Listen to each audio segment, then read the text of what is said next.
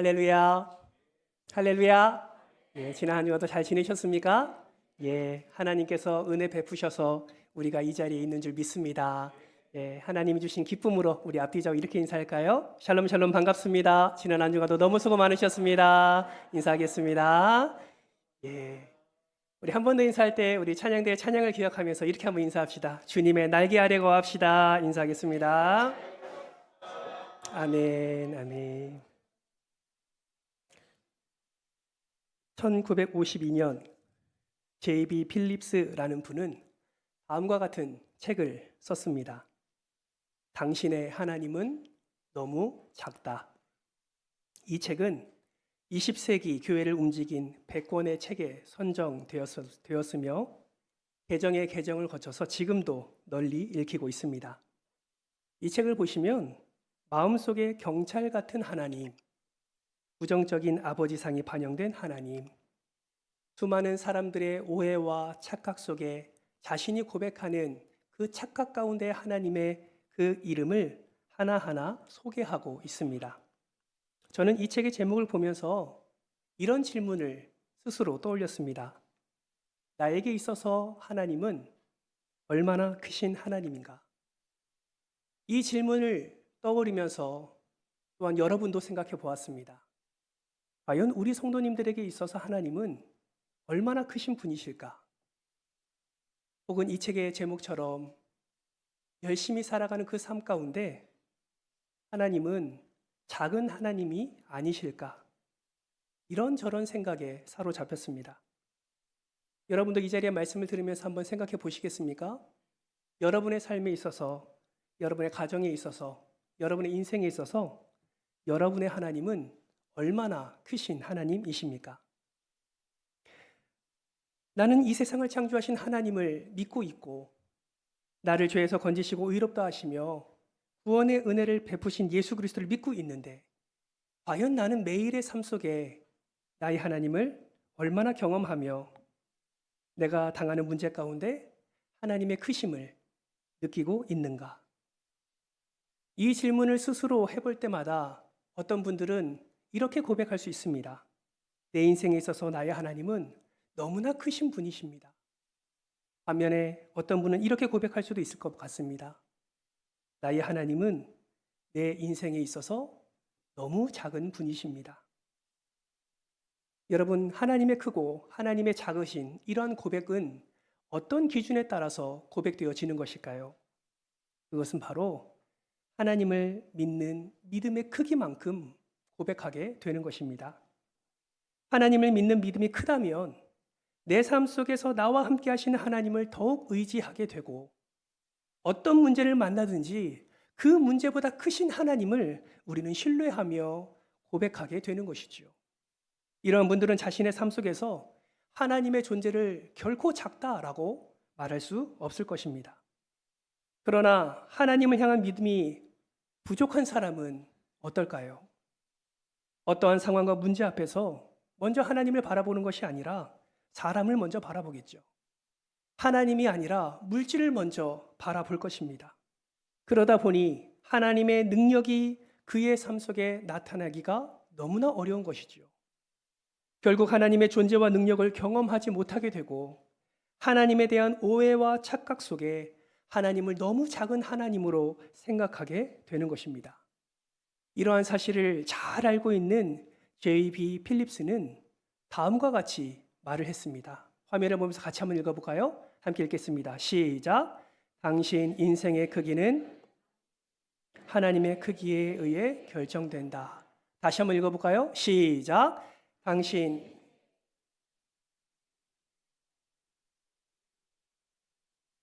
여러분 이 말에 동의하십니까? 우리의 인생의 크기는 삶의 현장과 문제 한가운데서 얼마나 하나님을 크게 믿느냐에 따라서 결정이 됩니다. 저는 정말 소망하기는 저와 여러분의 믿음이 날마다 자라나기를 주님의 이름으로 소망합니다. 날마다 자라는 믿음 가운데 하나님의 능력과 하나님의 역사를 경험하고 그 체험된 믿음, 그 증명된 믿음을 통해서 여러분의 삶의 모든 영역에서 하나님이 더욱 크게 드러나기를 주님의 이름으로 축복합니다. 그렇다면 이러한 축복을 누리기 위해서 여러분 우리는 어떻게 해야 될까요? 여러분 다른 방법이 없습니다. 우리는 이런 복을 누리기 위해서 더욱 하나님의 말씀으로 가까이 나아가야 됩니다. 말씀을 읽고 말씀을 듣고 말씀을 순종하는 자리에까지 나아가야 되는 것이지요. 왜 그렇습니까? 하나님께서는 자신을 이 말씀을 통해서 계시하셨기 때문입니다. 이 말씀이 아니고서야 하나님을 우리는 온전히 알 수 없는 것이죠. 그래서 여러분, 저는 매일 주일 말씀을 통해서 또 여러분의 삶을 통해서 묵상하는 모든 말씀을 통해서 하나님을 온전히 알아가기를 소망하는 마음으로 이번 주부터 신약 성경인 마태복음을 함께 나누며 그 은혜를 함께 살펴보려고 합니다. 온 우주 만물을 창조하신 하나님이 예수 그리스도를 통해서 어떻게 우리를 사랑하셨는지, 그 사랑을 어떻게 나타내셨는지를 하나하나 살펴보려고 합니다. 저는 확신합니다. 이 말씀 가운데 우리의 믿음을 더하여 이 말씀을 마음에 새기고 이 말씀을 살아내는 사람들에게 그의 삶에, 그의 인생에 믿음이 굳건히 세워지고 그 굳건히 세워진 믿음 가운데 하나님의 놀라운 역사가 나타날 것을 저는 확신합니다. 정말 바라고 소망하기는 혹시 지금 예수 그리스도가 여러분의 인생 가운데 너무나 작게만 느껴지시는 분이 계시다면 앞으로 말씀을 함께 나누는 이 말씀을 통해서 예수 그리스도를 더 깊이 알아가시고 믿음의 자리로 나아가셔서 하나님이 허락해 주시는 풍성한 은혜를 누리시기를 주님의 이름으로 축복합니다. 오늘 본문 말씀은 이렇게 시작합니다. 우리 18절 말씀을 같이 한번 읽겠습니다. 시작. 예수 그리스도의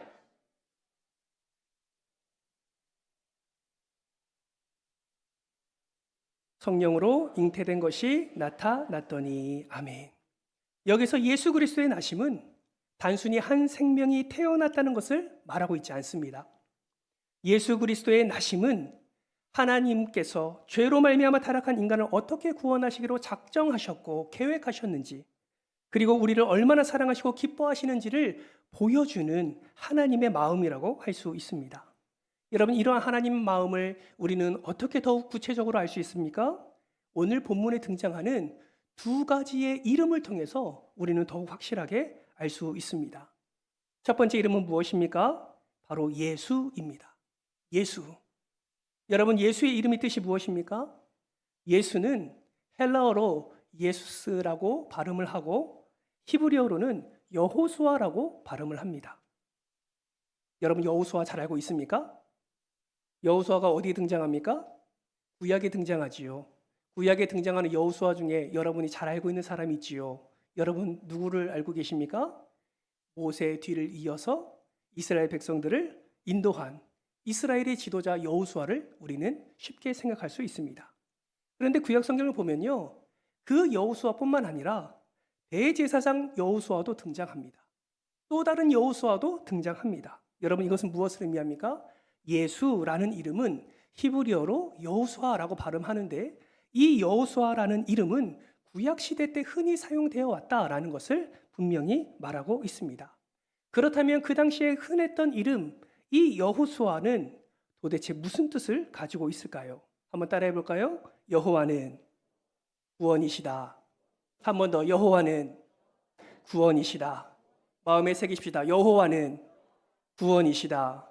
아멘이십니까?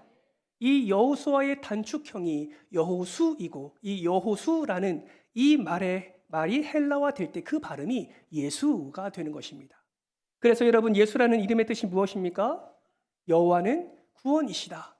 하나님의 구원의 작정과 계획하심을 이 예수 그리스도를 통해서 반드시 이루어내실 것을 이 이름의 의미를 부여하여 그렇게 하나님께서 우리에게 나타내신 것입니다.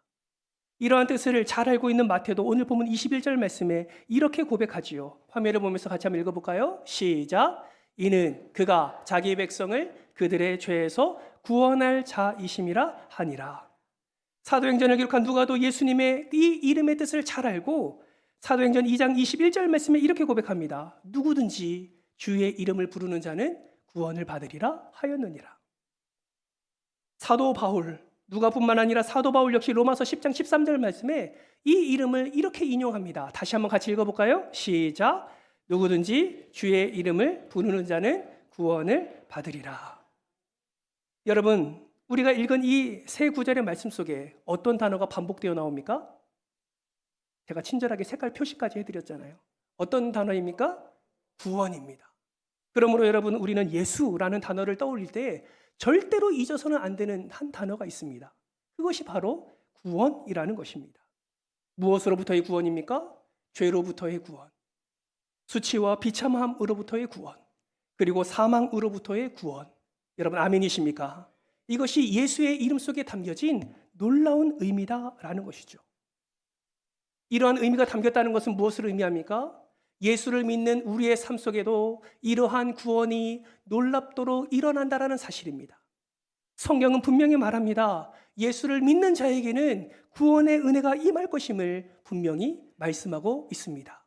이 은혜가 여러분의 것이 되기를 주님의 이름으로 축복합니다. 여러분의 삶에 죄와 수치와 비참함으로부터 견딜 수 없는 고통 가운데 있는 분들이 이 예수의 이름을 붙잡을 때 결국 구원의 은혜를 누리게 된다는 사실을 여러분 잊으면 안 됩니다. 여러분, 죄는 빚과 같은 것입니다. 빚을 졌다면 값을 치러야 자유로워질 수 있는 것이죠. 돈을 빚졌다면 돈을 갚을 때 비로소 메었던 것에서 풀려날 수 있게 되는 것입니다. 마찬가지로 죄의 값을 치르지 않고서는 구원의 문제를 해결할 수가 없습니다. 그래서 지극히 공의로우시고 사랑 그 자체이신 하나님께서 죄인된 우리를 구원하시기 위해 예수 그리스도를 보내셨고 십자가의 길을 걷도록 하신 것입니다. 여러분, 예수가 걸은 십자가의 길은 구체적으로 어떤 길이었습니까? 마치 이와 같습니다. 어느 전쟁터에 통신병이 중요한 연락사항을 명령받았습니다. 이 명령을 아군에게 즉시 전달해 주어야 합니다. 그런데 문제는 통신수단이 다 단절되었습니다. 남은 방법은 한 가지입니다. 끊어져 있는 전선을 연결하는 것뿐이에요.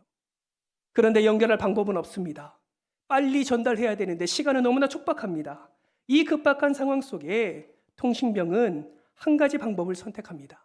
그것이 무엇이냐면 끊어진 양쪽의 전선을 양쪽 손으로 붙잡는 것이죠. 그리고 발로 스위치를 올렸습니다. 결국 이 통신병은 자기의 생명을 걸고 자기 몸에 전류가 흐르게 하였고 마지막 메시지를 아군 지원 부대로 보내게 된 후에 눈을 감고 자기의 생명을 마쳤습니다. 여러분, 이것이 바로 하늘과 땅 사이에, 하나님과 우리 사이에 일어난 놀라운 십자가 사건입니다. 우리가 하나님과 원수 되었을 때에 그리스도께서 한 손으로 하나님의 손을 잡고 한 손으로는 우리의 손을 잡고 사랑의 심장이 터져 죽으신 사건이 바로 십자가 사건이다라는 것입니다. 그 십자가 사건으로 인해 우리가 살리심을 받게 된 것입니다. 이렇게 우리 주님은 십자가에서 분명히 죽음으로써 우리의 죄값을 완전히 치르셨고 하나님의 공의를 이루셨습니다. 우리를 십자가에 매달지 않으시고 주님 자신이 십자가에 달려 죽으심으로 우리를 향한 하나님의 사랑을 확증하셨습니다. 그러므로 여러분, 예수라는 이름은 십자가에서 우리를 구원하시기 위해 이 땅에 오신 생명구원의 이름이다라는 사실을 우리는 기억해야 됩니다. 그래서 사도행전 4장 12절은 이렇게 선포하고 있지요. 화면을 보면서 같이 한번 읽어볼까요? 시작. 다른 이로서는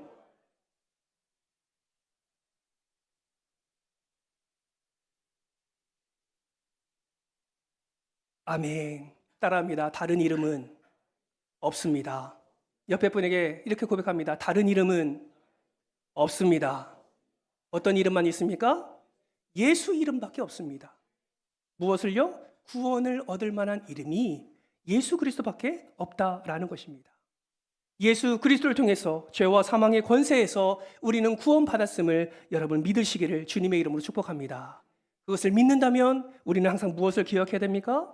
예수로 말미암아 내가 구원의 은혜를 얻었고 그를 통하여 내가 하나님의 자녀가 되었다라는 사실을 반드시 기억해야 됩니다. 가끔 우리는 살아가면서 이것을 잊을 때가 있습니다. 내가 하나님의 자녀입니다 라는 이 놀라운 정체성을 잊을 때가 너무나 많은 것 같습니다. 사랑하는 성도 여러분, 하나님께서 여러분을 선택하셨고 하나님께서 여러분을 위하여 예수를 보내셨고 그 예수로 말미암아 구원을 받았으며 하나님의 자녀가 되었다는 이 놀라운 사실에 감사와 영광을 올려드리는 여러분 되시기를 주님의 이름으로 축복합니다. 오늘 본문 말씀에 나오는 두 번째 이름 임마누엘입니다. 여러분, 임마누엘은 무슨 뜻입니까? 이 역시 히브리어예요. 임마누라는 말과 엘이라는 말이 합쳐서 임마누엘이 되었습니다.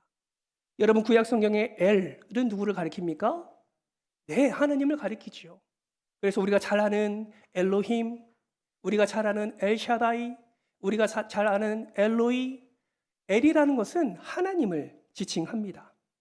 임마누라는 말은 우리와 함께라는 뜻이죠. 그래서 두 말을 합치면 하나님이 우리와 함께 계시다라는 뜻을 가지고 있는 것이 임마누엘입니다. 임마누엘은 성경에 딱 두 번 쓰였어요. 구약에 한 번, 신약에 한 번 쓰였습니다. 여러분, 구약에 언제 임마누엘이 선포되었을까요? BC 8세기경 한 선지자의 입술을 통해서 이 임마누엘이 선포되었습니다. 그 선지자가 누구인지 여러분 혹시 아십니까? 바로 이사야 선지자지요.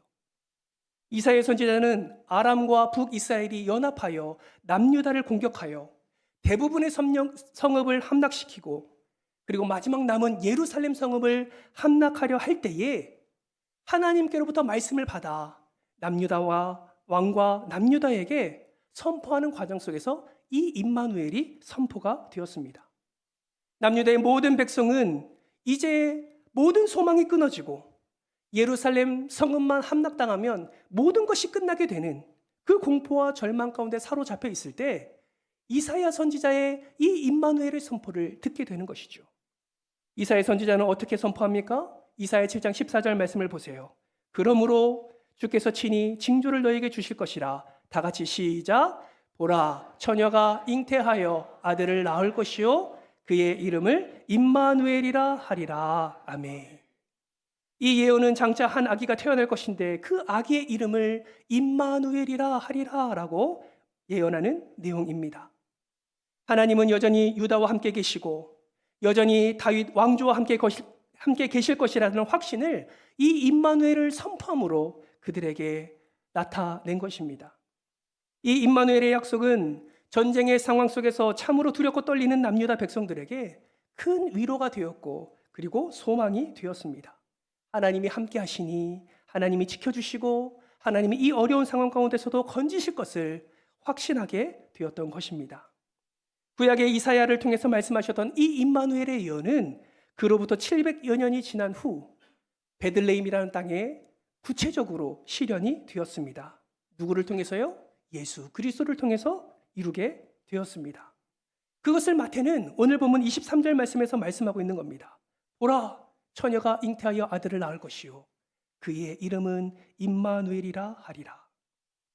여러분, 이 말씀은 우리의 구원자 되신 그리스도가 어떤 상황 속에서도 우리와 함께하고 계실 뿐만 아니라 결국은 그리스도의 능력으로 구원의 은혜를 입게 될 것을 선포하고 있는 것입니다. 사랑하는 성도 여러분, 이 임마누엘의 하나님이 저와 여러분의 하나님이십니다. 이 임마누엘의 하나님을 통하여 우리는 날마다 하나님과 동행할 수 있습니다. 이 임마누엘의 하나님을 통하여 우리의 전쟁터와 같은 삶 속에서도 구원하시는 하나님의 놀라운 역사를 우리는 삶 속에서 누리게 되는 것입니다. 그러므로 여러분, 우리가 이 이름을 어떻게 해야 됩니까? 붙잡아야 되는 것이죠. 내 삶 속에서 일어나는 수많은 아픔과 수많은 슬픔과 수많은 역경과 수많은 문제 가운데 다른 이름을 붙잡는 것이 아니라 나와 함께 하시는 이 임마누엘의 하나님의 이름을 붙잡고 사망과 흑암에서 건지시는 하나님의 놀라운 은혜를 우리는 경험해야 되는 것입니다. 누가 오늘 이 이름을 붙잡으시겠습니까? 누가 오늘 나와 함께 하시는 영원토록 함께 하시는 이 임마누엘의 하나님을 여러분 붙잡으시겠습니까? 여러분, 이 이름을 우리 모두가 붙잡기를 주님의 이름으로 소망합니다. 앞서 설명한 예수라는 이름과 지금 설명한 이 임마누엘이라는 이름은 우리가 결코 놓쳐서는 안 되는 너무나 중요한 이름입니다. 왜 그렇습니까? 그 이름이 바로 능력의 이름이기 때문입니다. 예수는 능력의 이름입니다. 권능의 이름이 예수입니다. 치유의 이름이 예수입니다. 용서의 이름이 예수입니다. 모든 것과 함께 하시는 그 임마누엘의 하나님 예수 그리스도는 모든 이름 위에 뛰어난 이름이심을 여러분 믿음으로 선포하시기를 주님의 이름으로 축복합니다. 여러분, 이렇게 전능하신 예수 그리스도가 저와 여러분을 위해, 자기 백성을 위해 이 땅에 오셨습니다. 여기서 우리가 한 가지 주목해야 될 것이 있습니다. 어떻게 오셨냐라는 거예요. 그런 위대한 분이 어떠한 방법으로 이 땅에 오셨냐라는 것입니다. 여러분, 예수님이 어떠한 방법으로 오셨습니까? 오늘 본문 23절 말씀에 보니까 보라, 처녀가 잉태하여 아들을 낳을 것인데 18절 하반절 말씀에 보면 그가 성령으로 잉태될 것이다 라고 분명히 말씀하고 있습니다. 여러분, 그 당시의 여자는요 10대 중반이 되면 약혼을 했다고 합니다. 우리 대한민국도 굉장히 옛날에는 20대 초반이 노처녀라고 부를 만큼 그런 시대가 있지 않았습니까? 그 당시에 여자가 10대 중반이면 약혼을 했고 1년 후에 결혼을 했다고 합니다. 약혼을 했다고 해서 남녀가 성적인 관계를 맺어서는 안 됩니다. 그렇다면 왜 약혼한 후에 1년 후에 결혼을 했을까요? 약혼을 한 후 1년이라는 기간은 여성의 순결을 증명하는 기간이었습니다. 약혼을 하고 결혼하기 전에 여자의 배가 점점점 불러오면 그 여자는 어떤 죄를 범한 여자라고 생각할 수 있습니까? 간음죄를 범한 여자라고 생각할 수 있는 것이죠. 관계를 맺기 전에 배가 불러온다? 그것은 분명한 죄의 증거였고 그러한 자들은 돌에 맞아 죽어야 했습니다. 그럼 여러분 한번 생각해 보세요. 지금 마리아와 요셉이 약혼을 했습니다. 결혼하기 전입니다. 부부관계하기 전이에요. 그런데 점점 마리아의 배가 불러옵니다. 이 모습을 본 요셉이 어떠한 마음이 들었을까요? 너무나도 충격이고 너무나도 배신감도 들고 그리고 너무나도 두렵고 너무나도 절망적이지 않겠습니까? 그런데 천사가 와서 이 놀라운 사실, 성령으로 잉태되었다는 사실을 그에게 말했을 때 요셉은 믿음으로 하나님의 말씀에 순종하였고 끝까지 예수가 태어나기 전까지 동침하지 아니하고 그와 함께 부부의 관계를 맺어 갔습니다. 그렇다면 예수는 왜 성령으로 잉태되어야만 했을까요? 그가 자기 백성을 저희 죄에서 구원할 자였기 때문입니다. 죄인은 죄 있는 자의 죄를 짊어져서 죽을 수가 없습니다. 자기 죄로 말미암아 죽는 것이죠.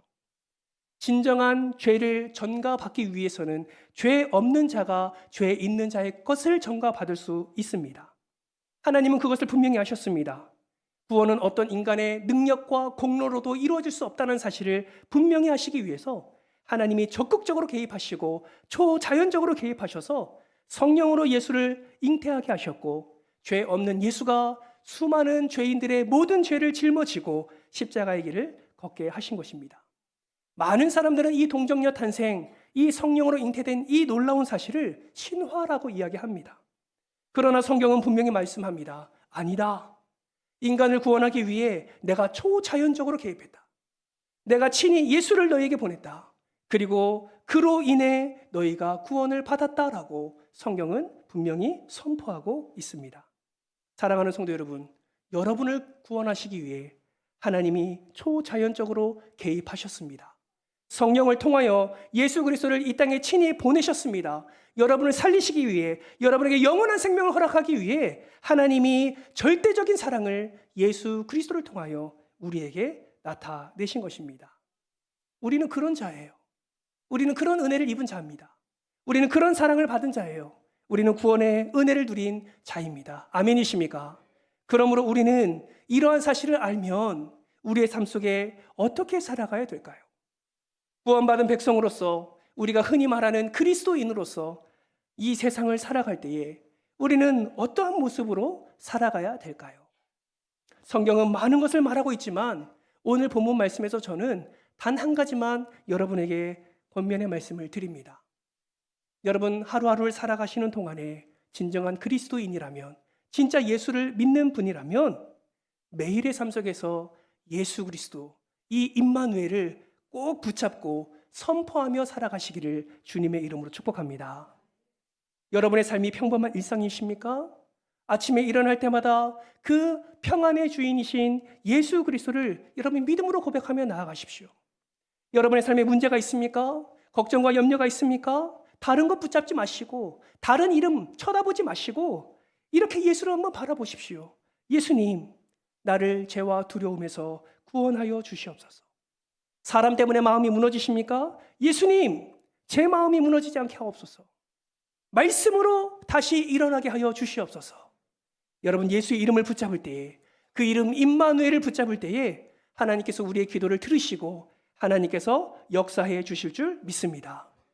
맥스 루케이도 목사님은 이런 말씀을 하셨어요. 하나님께 폭풍이 얼마나 큰지를 말씀드리지 말고 폭풍에게 여러분의 하나님이 얼마나 큰지를 말하라. 다시요. 하나님께 폭풍이 얼마나 큰지를 말씀드리지 말고 폭풍에게 여러분의 하나님이 얼마나 큰지를 말하라. 여러분이 주님 앞에 나와 문제를 가지고 기도하지요. 너무나 귀한 모습입니다. 하나님이 여러분의 그 기도를 들으시고 반드시 그 문제를 하나님이 응답해 주실 줄 믿습니다. 그러나 우리는 그 차원을 뛰어넘기를 바랍니다.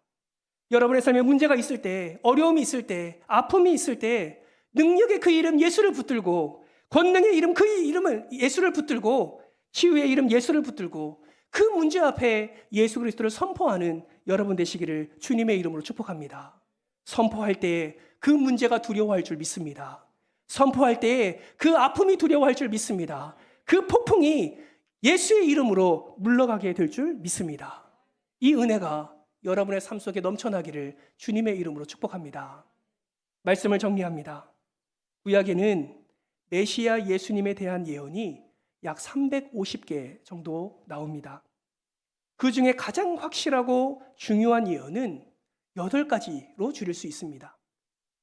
피터 스토너 박사는 예수님에 관한 예언 8가지가 한 사람에게 우연의 일치로 성취될 가능성을 수학적 확률로 계산을 했습니다. 그 원리는 바로 이런 것이지요. 예를 들어서 덧니를 가진 사람이 10명 중 하나 있고 손가락 하나 없는 사람은 1000명 중 하나 있습니다. 그리고 눈먼 사람은 10,000명 중 하나로 칠 때 이 3가지가 동일인에게 나타날 확률은 이 3가지를 다 곱한 값이라고 말할 수 있습니다.